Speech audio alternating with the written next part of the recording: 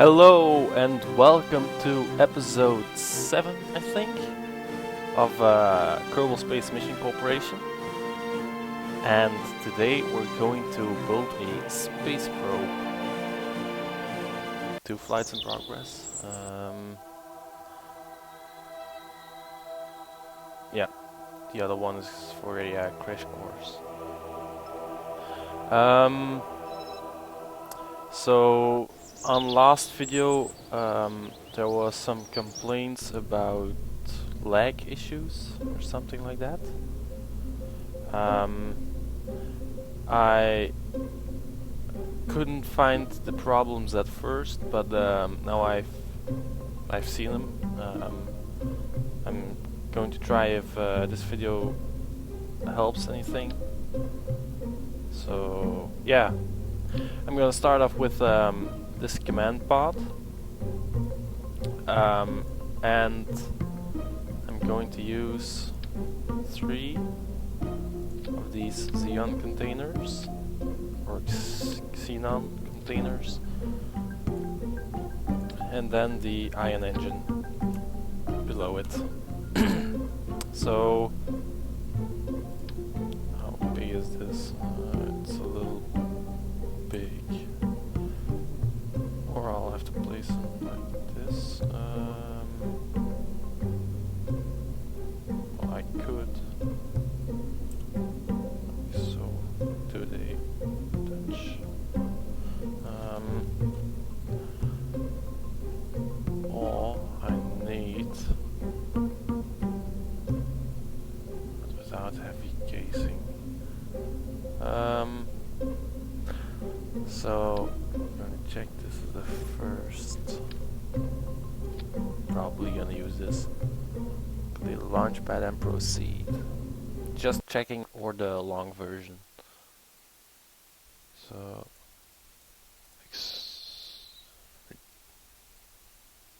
okay, so the first is the white version.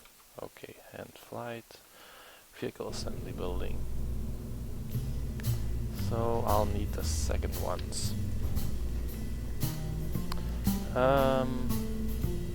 Utility, these. Let's put 4 there, like so.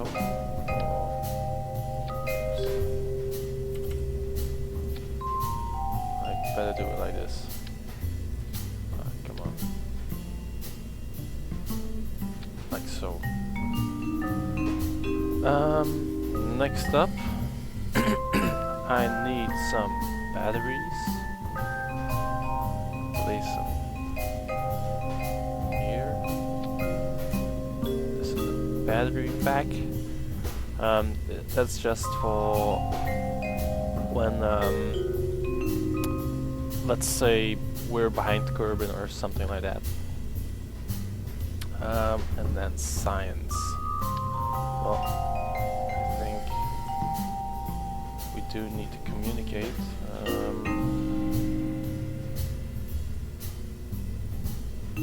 Lightweight antenna suitable for moderate range communication or long range backup communication. Long range high speed communication. Well, it's just a probe, so it isn't going to land anywhere. So this should do. I'm going to place 2. Let's go ahead and go to action groups already. So custom 1, I want this one to toggle this. Oh, they're all 4. And here I want these 2 to toggle. So yeah, let's try that. Launch, please. If I press 1, all the solar panels should extend, and they do. Oh, nice, very nice. And if I press 2, okay, that's good. So 2 again. Oh, they can't retract. Oh, didn't know that. Well, do know now. So, and the solar panels can come back inside. retract. Okay. So I do want some utility. Accelerometer, the pressure. Used for determining the strength of gravitational fields. That's actually useful. And thermometer. Yep. These two. Well, now it's out of balance. What can I do about that? What is it? Mass 0.005, 0.005. Oh, okay, it's same weight, so it doesn't matter. Is there something to do? Oh yeah, I can toggle sensors. Toggle sensor and toggle sensor. So, next up, what do we want? I think structural. Stack separator, stack decoupler. Don't want this one. No, this one. And then this one here. That looks actually kind of cool, I think. So next up, I'm going to place a SAS module here. So at least we got that. And I want some RCS, not too much. 2 tanks should be good. And 1 engine like this. So next up, let's turn on center of gravity, go to control, RCS thruster block, put it on 4, and place it like this, and then this one about same length. That's about there, I think. Yeah. So this should be capable of pushing this into space or something. No, not into space, into a Kerbin escape path. Let's see. Then we can place a stack decoupler, some adapter, and then my nice and orange fuel tank with the engine below.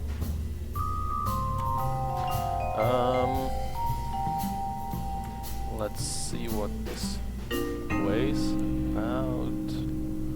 So total mass, it's not a lot. Utility, it's not a lot. Batteries, not a lot. I don't think these weigh. Nope. The ion engine. This weighs also not too much. Actually, total mass 4.5. This is actually more than I thought. This 36. I'm debating if I should add some more liquid boosters to this. You know what? I could do a kind of space shuttle style with these here. Now, are they're factoring thrust vector enabled? Weird. Factor range 3.0. Factor range 1.0. Don't know what my last spacecraft was all about then. Excuse me. Just before I forget, play some struts, because the coupler is kind of wobbly. That should be same here, this too, and there.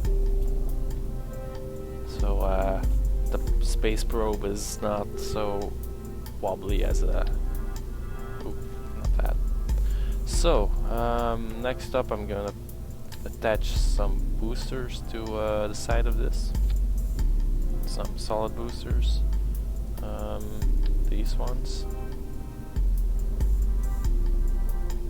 Like so. And then place this a little bit down.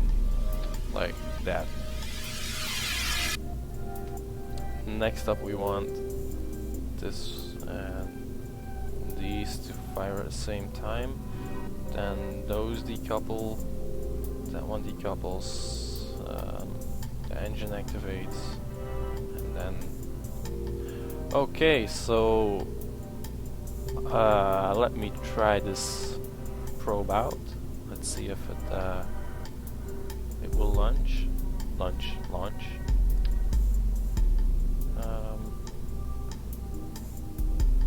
Maybe this isn't that bad, because landing or standing on the engine isn't... They don't like to do that, so let's give it a name.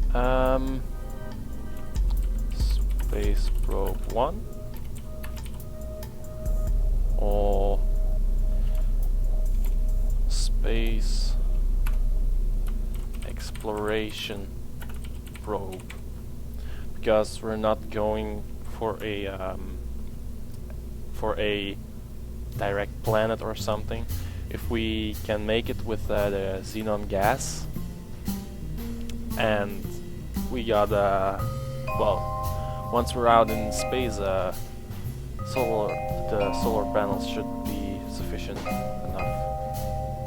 So let me try actually. I want that. So 6 do work. I don't think 8 works. It would be too close to each other. So yeah, I'm gonna use 6, definitely. So I want to all toggle panels, 2 antenna.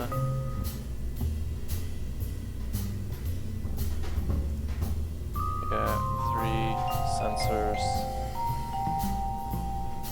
Let's see the abort. What can we do with the abort? Actually, we don't need to abort anything on this. Because, yeah, it's unmanned, so yeah, I'm not going to do it just yet. So, save and launch. This baby reaches space. Okay, so turn on SAS. Let's turn up the throttle to about there. And then, yeah, we don't need to wait. I'm gonna warp time until it's light again, so it's more pleasant for you guys. You guys and girls. Also, I don't think a girl watches these videos. So, the sun has risen above the horizon. Risen above the horizon, that is. So let's... Oh. Dang. End flight, vehicle assembly building. Of course, they need to release at the same time as the engines. So you see, isn't always frustrating. So again, throttle up to about there. toggle the SAS and launch.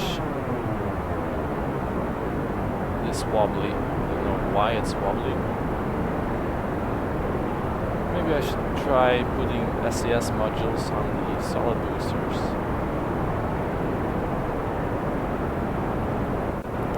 I just gotta watch the heat on that big ass engine. You said liquid fuel is draining as fast as a solid fuel. I don't like that. But actually, once this probe is in orbit, it doesn't matter that much anymore, because then we get the ion engine and it's so efficient. It does need some xenon gas belt. Touch that. Oh shoot. Running fast. Yeah. RCS please. Disconnect that. Like so. What you doing? Oh, already at 70 kilometers. So I'm going to that, disable RCS. Excuse me. So fuel tank assembly. Oh yeah, you gotta be kidding me. This is just staying in orbit. Yeah, that's right. Almost forgot. How much fuel do we have left? Almost half tank. I'm gonna wait for us to reach here till the apoapsis, or at least almost apoapsis, to burn something like this. Turn on SAS because also it's waste that we brought it, and throttle up the engine. If you want to, we could make a pass to the space station, but it's useless. So I actually made a mistake in the first videos of me. So let's say about 200 kilometers, and the error was I thought Apollo 13 landed on the moon, and I think it's actually Apollo 17 that landed instead of Apollo 13. Wasn't Apollo 13 the crash? The one that crashed? If it is, I'm so sorry. Especially to the family. So we're coming pretty close to this and these. I wonder if we... Oh no. Oh, back to here. Turn around. Like this. See how easy it is to maneuver when your RCS is positioned correctly. It's set 200 kilometers, and this is about to. Yeah, it's good. It's good. It's good. It's good.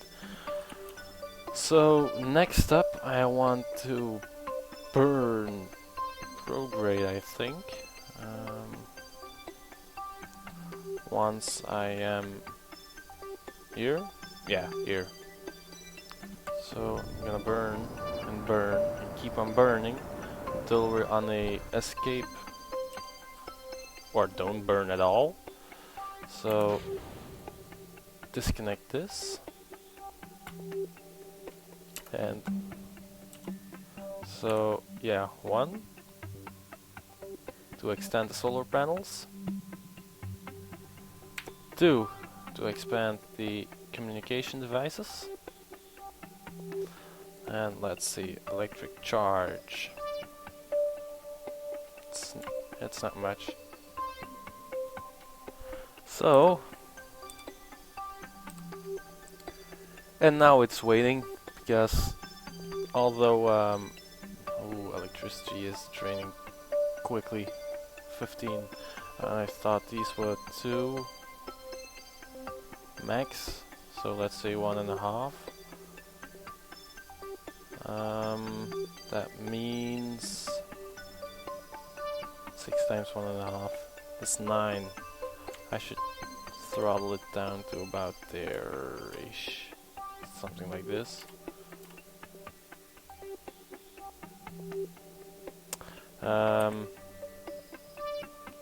Which is of course not very useful for this. So what I should do is cut power, because else we're be out of electricity in a matter of seconds. Warp until the sun comes up again. Like so, please. Rotate prograde again. And solar panels should be turning themselves towards the sun. And they do. So if I just leave it at about minus, it will recharge the batteries. And this is not a good moment to burn, so let's just zip to the periapsis, which is about here.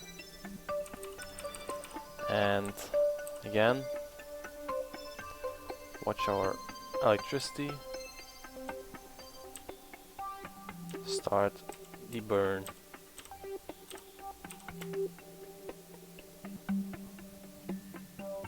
So I know this is a very boring part of the game.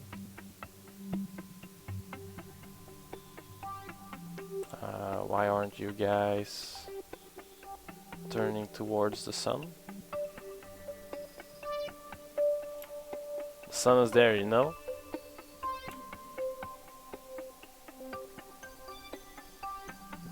Apparently they don't.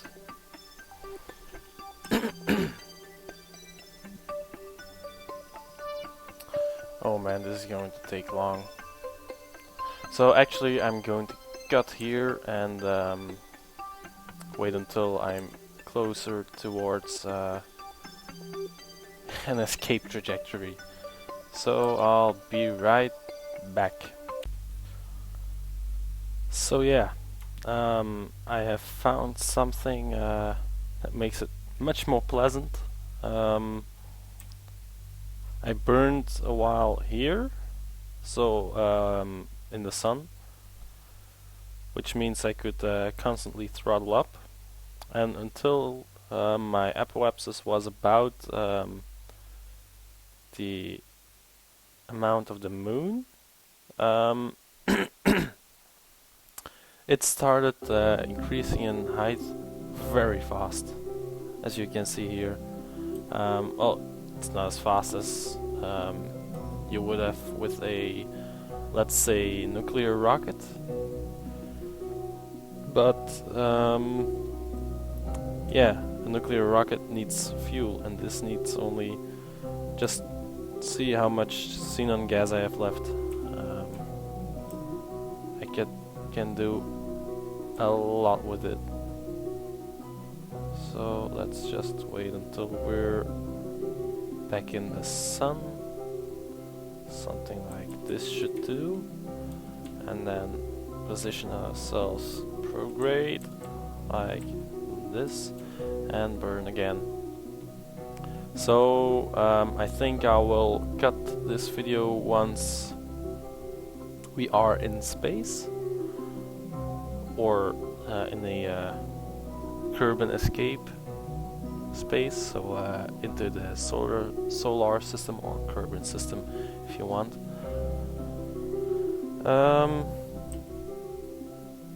Let's see. Yeah, that's enough. And we are in a escape trajectory. So where do we land? Where I was expecting to land. So yeah. Finally we are in actual space.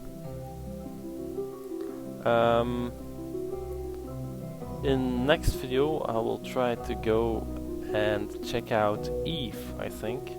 Eve or Tuna. One of the two. Which one I don't know yet. Just because it's the first time in Kerbal Space Program. If you don't believe me, well, just don't believe me. But it's the first time Apollo 23 debris. You gotta be. Oh my god. It's an actual space now. Amazing. But yeah, it's the first time I've left the Kerbal. Well, the Kerbal, how you call it actually? The influence sphere of Kerbin. So I've never had a controllable part in here. So yeah, I hope you've enjoyed the video. As always, subscribing would help a lot. Liking the video would help a lot, and yeah, you know, share if you want to. So hope you liked it. See ya.